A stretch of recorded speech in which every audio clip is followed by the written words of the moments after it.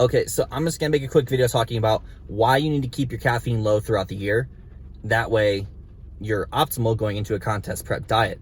Now, I typically tell people keep your caffeine, no more than 300 milligrams per day in the off season.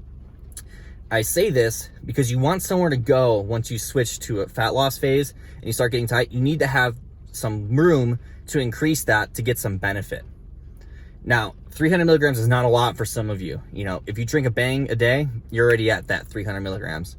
So definitely recommend doing a cleanse, come off a little bit, get your sensitivity a little bit higher to the caffeine, lower that tolerance.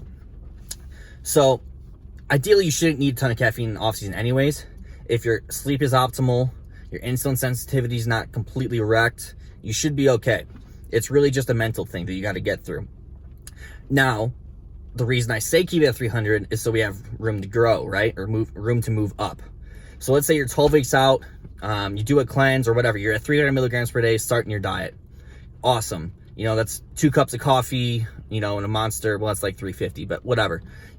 That's a pretty good amount of caffeine. So now you're at 8 weeks out. You're getting a little more tired. You got to do fasted cardio now. So now you got to work out twice a day. So you're taking a fat burner, a pre-workout, and probably a coffee during the day. So let's say you're up to 500 milligrams per day, right? Now, let's push to 5 weeks out, 4 weeks out. You're doing a little more cardio. Your calories are dropped. You're probably under, 100 grams of carbs per day in your low days or who knows what. But guess what? You're feeling more fatigued. You're at a lower body fat. So now you just need more caffeine to get you up and off the couch. So now you're moving up to, let's say, 800 milligrams per day or 700 milligrams per day, something around there. And then we get to 2 weeks out, even more. Now you're really fucking tired because you are, peeled out of your mind. Your legs just feel heavy from all the cardio and you're just taxed, right? So you just need caffeine all day. You're taking fat burners, coffee, bangs, whatever it takes to get you through the day, to get through your cardio, to get your meals in, go to work, all that stuff. Great. You just tapered from 300 to 900 milligrams per day. That's not that bad.